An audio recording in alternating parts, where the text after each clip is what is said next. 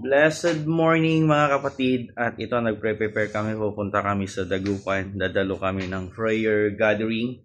At isa po kami sa mga gamin doon. Praise the Lord dahil gagamitin ulit niya kami for God's glory. So mga dala natin syempre yung gitara natin at yung Titus board.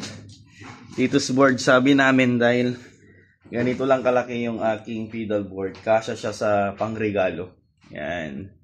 So, see you sa Dagupan. Kila Bishop Wilsor tayo pupunta.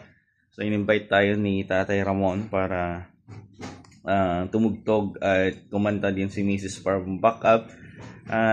Salamat sa Diyos dahil ito yung mga pangarap po namin na sabi namin, gamitin mo pa kami habang nabubuhay kami. And we will use our talent for God's glory alone. So yun lang po, mababiyahin na kami and pray for us. God bless us all and blessed morning po sa ating lahat.